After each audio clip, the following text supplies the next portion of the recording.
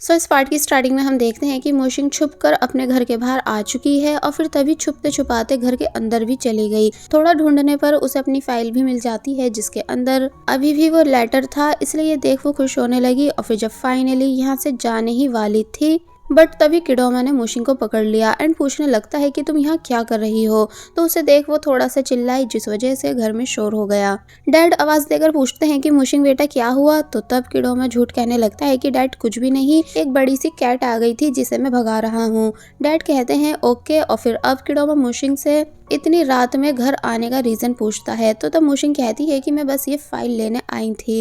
किडोमा curious होने लगा कि भला इस फाइल में ऐसा क्या है जो तुमको इतनी रात इसे लेना आना पड़ा। मोशिंग फाइल छुपाने लगती है जिस वजह से इन दोनों के बीच स्नैचिंग एंड ग्रैबिंग होने लगी और फिर तभी ये दोनों नीचे गिर गए। शोर सुनकर डैड दोबारा से आवाज देकर पूछते हैं कि आखिर चल क्या रहा है। मोशिंग क्या तुम ठीक हो। तो तब किडोमा बोलता है कि हाँ डैड मैं एकदम ठीक हूँ, मैंने कैट को भगा दिया है। और फिर जब ये दोनों एक दूसरे को इतनी ज्यादा क्लोज होने की वजह से ध्यान से देखने लगे तो तब इन दोनों की ही हार्ट बीट फास्ट हो गई। मोशिंग अपने फेस के सामने फाइल कर लेती है जिसको किडोमा ने छीन लिया और फिर फाइनली वो उस लेटर को देख लेता है। मोशिंग पीछे से एक्सप्लेन करने लगी कि एक्चुअली इसे मैंने अपने पास बस इसलिए रखा था क्योंकि ये तुम्हारी चीज थी, वरना मैं इसे रखती नहीं। तो तब किडोमा जो कि लेटर देखने के बाद हैप्पी है वो बोलता है कि हाँ ठीक है, मैं तुम्हारी बात समझ चुका हूँ, अब तुम यहाँ से जा सकती हो और मन लगाकर स्टडी करना।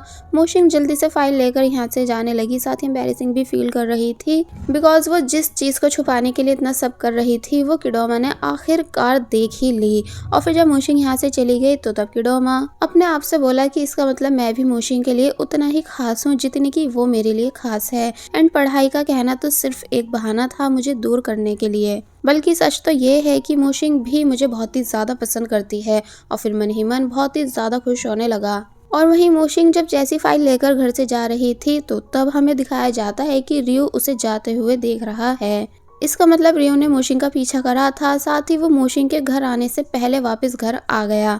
इसलिए मोशिंग शॉक रह जाती है इतनी रात में रियो को बाहर बैठे हुए देखकर। इसलिए पूछने लगी कि क्या भाई आपको नींद नहीं आ रही। तो तब रियो कहता है कि नहीं मैं बस तुम्हारी फिक्र कर रहा था। और फिर तभी किडोमा अपने रूम में चला गया बट रियो वहीं बैठे बैठे कुछ सोचने लगता है क्योंकि उसने अपने भाई को लेट नाइट एक लड़की के घर से बाहर आते हुए देखा है। इसलिए अब रियो के माइंड में गलत फहमियां आने लगी। इसलिए वो डिसाइड कर लेता है कि अब मैं भी अपने डैड के साथ मिलकर किडोमा और मोशिंग को एक दूसरे से दूर रखूंगा। वेल अब नेक्स्ट मॉर्निंग हम देखते हैं कि किडोमा अपने टेकवेंडो स्टूडेंट से बोल रहा है कि टीचर गो के अकॉर्डिंग क्लब को बचाने के लिए हमें 2 कंडीशंस कंप्लीट करनी है। पहली 30+ मार्क्स लाना एंड दूसरी टेकवेंडो टूर्नामेंट में जीतना। तो तब स्टूडेंट्स कहते हैं कि टेकवेंडो टूर्नामेंट को तो हम इजीली जीत लेंगे, पर हमें फिक्र हो रही है एग्जाम की कि हम उसे कैसे पूरा करेंगे। लिंक कहता है कि काश मेरी सनफ्लावर यानी कि मेरी क्रश मुझे पढ़ाती तो तब मैं तो टॉप कर लेता। तो वहीं जीमिंग भी कहने लगा कि और काश मुझे एमी पढ़ाती तो मुझे भी सब कुछ याद हो जाता। तो तब इस बात को सुनकर बाकी सब कहने लगे कि हम भी एमी से पढ़ना चाहते हैं। मोशिंग परेशान हो जाती है इन सबकी इन बातों को सुनकर, इसलिए उसने नेक्स्ट सीन में किडोमा को पूरी बात बताई कि स्टूडेंट्स क्या चाह रहे हैं। तो तब किडोमा कहता है कि कोई नहीं तुम फिक्र मत करो, मैं कुछ करता हूँ।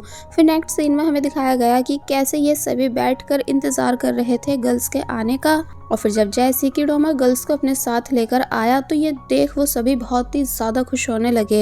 एमी बोली कि मैं इंग्लिश में अच्छी हूँ इसलिए तुम सभी को इंग्लिश पढ़ाऊंगी ताकि फिर तुम सभी का यूनिवर्सिटी में एडमिशन हो सके। तो वहीं शिन भी किसी एक सब्जेक्ट को पढ़ाने की बात करने लगती है, मगर तभी जियांग यहाँ आता है और बोलता है कि शिन के बदले मैं तुम सभी को पढ़ाऊंगा क्योंकि मुझे बिल्कुल पसंद नहीं कि शिन किसी और के ज्यादा क्लोज हो। तो ये सुन सभी लोग शॉकिंग साउंड देने लगते हैं, यानी कि समझ गए कि जियांग जेलस हो रहा है। तो वहीं लिंग ने जल्दी से सनफ्लावर निकालकर अपनी क्रश को दिया जो कि वो एक्सेप्ट कर लेती है। तो तब सभी लोग वापस से शॉकिंग साउंड देने लगे क्योंकि अब सभी का पता चल रहा है कि कौन किसको पसंद करता है। वेल सीन कट हुआ और अब हमें मोशिंग और किडोमा को उस प्लेस पर दिखाया गया जहां मोशिंग जॉब करने आती है। तो वहीं बाहर हम रियो को खड़े हुए देखते हैं जो कि कुछ सोच रहा था, यानी कि थोड़े गुस्से में भी नजर आ रहा था एंड उसने अपने डैड को भी यहाँ बुलाया है। फिर अब दिखाया जाता है कि किडोमा ग्रुप स्टडी करने से मना कर रहा है क्योंकि वो चाहता है कि मोशिंग उसे अकेले में पढ़ाए, जबकि मोशिंग परेशान हो रही थी कि तुम्हें ग्रुप स्टडी की भी जरूरत है, और फिर किडोमा को वहीं बैठकर पढ़ाने लगती है। एक लड़की पूछती है कि क्या तुम दोनों गर्लफ्रेंड बॉयफ्रेंड हो, तो तब मोशिंग जो कि किडोमा की बॉडी में है वो मना करने लगती है कि नहीं नहीं ऐसा कुछ भी नहीं। तो वहीं बाहर हमें दिखाया जाता है कि किडोमा के फादर फाइनली रियो के बुलाने पर आ गए और बोले कि किडोमा ने तो हमसे प्रॉमिस करा था कि वो मोशिंग से दूर रहेगा, फिर वो यहाँ क्या कर रहा है। रियो कहने लगा वैसे ही हमारी मिसअंडरस्टैंडिंग भी हो सकती है, बट क्यों ना हम अंदर ही जाकर चेक करें। और फिर तभी ये दोनों अंदर आ गए एंड चेंजिंग रूम का पूछने लगे, जिन्हें मोशिंग देख लेती है इसलिए वो परेशान होने लगी। और फिर तभी उसने एक लड़की से कहा कि तुम जल्दी से मेरे फ्रेंड को बता दो कि उसके पेरेंट्स यहाँ आ चुके हैं। तो तब वो लड़की ऐसा ही करती है और फिर जब जैसे उसने मोशिंग को इस बारे में बताया तो तब मोशिंग बहुत ही ज्यादा घबरा गई कि अब भला मैं क्या करूं। जो लड़की साथ में थी उसने समझाया कि तुम डरो मत, मैं तुम्हें छुपा लेती हूँ। और फिर तभी हमें दिखाया गया कि मिस्टर युआन एंड रियो ये दोनों ड्रेसिंग रूम में आ चुके हैं, जहाँ कुछ ही सेकंड्स बाद किडोमा भी आ गया और पूछने लगा कि आप दोनों मेरे वर्क प्लेस पर क्या कर रहे हो।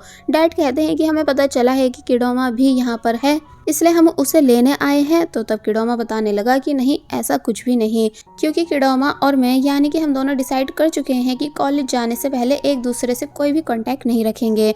बट रियो इस बात पर बिलीव नहीं करता कि तभी मोशिंग के पेरेंट्स भी यहाँ आ जाते हैं, जो कि नाराज हैं अपनी बेटी के वर्क प्लेस पर इन दोनों को देखकर। डैड ने बताया कि वो मोशिंग के लिए सूप लाए हैं और फिर मिस्टर युआन एंड रियो पर गुस्सा करने लगे कि आप दोनों पहले हमारे घर आए थे किडोमा को ढूंढने के लिए और अब यहाँ मेरी बेटी के वर्क प्लेस पर आ चुके हो, जबकि मेरी बेटी कह रही है ना कि अब वो आपके बेटे के कांटेक्ट में नहीं है, तो फिर आप क्यों मेरी बेटी को बार बार परेशान कर रहे हो। तो तब अंदर से मोशिंग भी इन सभी बातों को सुनने लगी। रियो कहता है कि आप बस मुझे चेक करने दो। और फिर जब जैसी चेंजिंग रूम के अंदर गया जहाँ वही लड़की ड्रेस चेंज कर रही थी, तो तब वो जल्दी से पीछे हो जाता है एंड नॉन स्टॉप सॉरी बोलने लगा। किडोमा शोर मचा देता है कि जरा देखो तो ये क्या कर रहा है। तो तब रियो और ज्यादा डर गया कि मुझे माफ कर दो, मुझसे गलती हो गई है। एंड अब क्योंकि प्रूफ हो चुका है कि किडोमा यहाँ पर नहीं है, इसलिए ये दोनों चुपचाप यहाँ से चले गए। मोशिंग के पेरेंट्स मोशिंग को सूप देने लगे कि लो फाइनली अब तुम आराम से इसे पी सकती हो। बट किडोमा उन दोनों से जाने का बोलने लगा, ये बताकर कि मॉम डैड मुझे अपने एक्ट के लिए रेडी होना है। पेरेंट्स जाने लगे मगर डैड तभी वापस से आए और अपनी बेटी को समझाते हैं कि देखो अगर किडोमा के फादर वापस से तुम्हें परेशान करने आए तो मुझे इस बारे में ज़रूर इन्फॉर्म करना। एंड मुझे पता है कि तुम्हें अपनी ये वाली जॉब बहुत पसंद है, लेकिन प्लीज़ अपनी हेल्थ का भी ध्यान रखना, क्योंकि तुम्हें पता है ना कि तुमको अस्थमा है। किडोमा कहता है कि हाँ डैड मैं अपना ख्याल रखूंगा। और फिर जब वो भी यहाँ से चले गए तो तब मोशिंग बाहर आ गई और फिर यहाँ फाइनली इन दोनों ने चैन की सांस ली। जो लड़की इनकी हेल्प करा रही थी वो कहती है कि तुम दोनों तो रियल के रोमियो एंड जूलियट हो, क्योंकि तुम्हारे पेरेंट्स भी नहीं चाहते कि तुम दोनों एक साथ रहो। किडोमा कहता है कि हाँ मेरे डैड काफी ज्यादा स्ट्रिक्ट हैं। तो तब वो लड़की कहती है कि नहीं तुम्हारे डैड तो ऐसे नहीं हैं, बल्कि वो तो काफी काइंड और समझदार लग रहे थे। तो तब मोशिंग ने बताया कि वो इसके फादर नहीं थे, वो मेरे फादर हैं। वो लड़की कहती है कि मुझे कुछ भी समझ नहीं आ रहा है और फिर तभी यहाँ से चली गई। तो तब एक्ट के लिए किडोमा भी यहाँ से जाने लगा। फिर जब मोशिंग अकेली होती है तो तब खुद को मिरर में देखकर खुश होने लगती है कि वाह ये ड्रेस मुझ पर कितनी प्यारी लग रही है। वेल सीन कट होता है और अब हम रात का सीन देखते हैं कि जब किडोमा सो रहा था तो वही मोशिंग भी अपने घर में सो रही थी। फिर तभी इन दोनों को एक साथ एक ड्रीम आया जहाँ ये रोमियो एंड जूलियट बने हुए थे एंड एक दूसरे से कह रहे हैं कि अब भला वो ऐसे कैसे जिएंगे, क्योंकि जमाना उन दोनों को अलग करना चाहता है। जिस बात के लिए किडोमा परेशान होने लगा कि तभी किडोमा के डैड और भाई दोनों यहाँ पर आ गए और कहते हैं कि जूलियट तुम हमारे किडोमा की लाइफ से चली जाओ, क्योंकि तुम्हारी वजह से ये हमारी फैमिली बिजनेस को संभाल नहीं रहा है। तो वहीं मोशिंग के पेरेंट्स भी आ जाते हैं और मोशिंग को रोकने लगते हैं कि तुम बिल्कुल भी किडोमा के साथ नहीं रहोगी। वेल ये सभी इन दोनों को अलग करने लगे, जिस वजह से ये दोनों काफी ज्यादा परेशान थे और चिल्ला रहे थे कि तभी किडोमा चिल्लाते हुए ही उठा एंड कहने लगा कि नहीं मेरी जूलियट को मुझसे दूर मत करना। पर जब रियलाइज करता है कि वो एक बार फिर अपनी बॉडी में वापस आ चुका है, यानी कि सोल वापस से एक्सचेंज हो गई, तो ये देख वो काफी ज्यादा शॉक रह गया एंड स्कूल में आकर मोशिंग से इस बारे में बात करने लगा कि गॉड पता नहीं क्यों हमारे साथ प्रैंक कर रहे हैं, यानी कि अब तो मैं परेशान आ चुका हूँ। मोशिंग कहती है कि कोई बात नहीं, अभी हमारे पास इन सभी बातों को डिस्कस करने का टाइम नहीं, बल्कि हमें स्टडी पर फोकस देना चाहिए, तभी तुम एग्जाम में पास होकर अपने क्लब को हमेशा हमेशा के लिए बंद होने से बचा सकते हो। किडोमा कहता है कि अगर बात मेरे क्लब की है तो फिर मैं स्टडी में अपना 100% दूंगा। तो वहीं हमको टीचर गो दिखाए गए जो कि कैंटीन में थे, लेकिन किडोमा और मोशिंग से बचने के चक्कर में राइस पर स्नीज कर देते हैं। राइस लेडी गुस्से से टीचर को देखने लगी तो तब वो बोलते हैं कि सॉरी मैं इन सभी को ही बाय कर लेता हूँ। और फिर अब हमें दिखाया गया कि वो कैसे इतने सारे राइस के साथ बैठे हैं और परेशान हो रहे हैं कि अब भला मैं इन सभी को फिनिश कैसे करूंगा।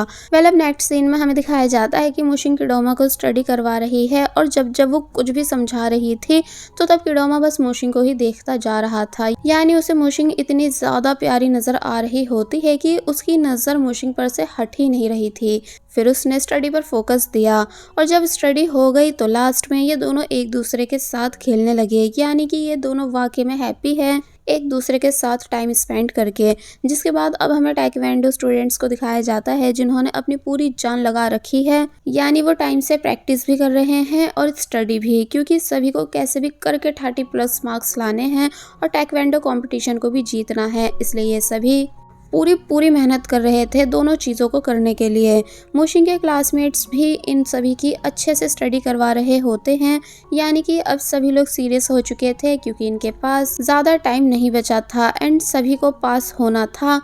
फिर सभी सीन कट हुआ और अब हमें कुछ दिन बाद का सीन दिखाया जाता है जहां मोशिंग और किडोमा वॉक करते हुए बात कर रहे हैं। जहां मोशिंग बोली कि कल फाइनली तुम्हारा एग्जाम है, क्या तुम नर्वस हो? किडोमा बताता है कि हाँ थोड़ा बहुत, पर मैं सच बताऊं तो मैं ग्रेजुएट होना नहीं चाहता हूँ क्योंकि फिर मुझे मेरे पेरेंट्स रियू की तरह स्टडी करने अब्रॉड भेज देंगे और फिर मुझको फैमिली बिजनेस को संभालना होगा। तो तब मोशिंग कहती है कि कोई बात नहीं, ये तुम्हारी रिस्पॉन्सिबिलिटी है जो तुम्हें एक ना एक दिन पूरी करनी ही है एंड ग्रेजुएट होना सबसे ज़्यादा इम्पोर्टेंट है। तो तब किडोमा कहता है कि हाँ इस बात का एहसास मुझे तब हुआ था जब घर से भागने के बाद मैं जॉब इंटरव्यू देने जाता था। तो तब सभी लोग स्टडी कंप्लीट नहीं होने की वजह से कोई भी मुझे जॉब पर नहीं रख रहा था, इसलिए मुझे तब तुम्हारी बात याद आई थी कि तुम क्यों हमेशा स्टडी करने को कहती रहती थी। मोशिंग बताती है कि मेरा ड्रीम है अपने पेरेंट्स को एक बहुत ही अच्छी लाइफ देना एंड तुम देख लेना मैं अपने ड्रीम को जरूर पूरा करूंगी। और फिर किडोमा को गुड लक करती है उसके कल वाले एग्जाम के लिए। तो अब ये तो हमें नेक्स्ट एपिसोड में ही पता चलेगा कि किडोमा और उसके ताइक्वांडो क्लब के मेंबर्स पास हो पाते हैं या नहीं। और बस फिर इसी सीन के साथ ये पार्ट यहीं पर एंड हो जाता है। There was a time when you had me falling to the ground. For next part, please subscribe my channel and click the bell icon. Thank you.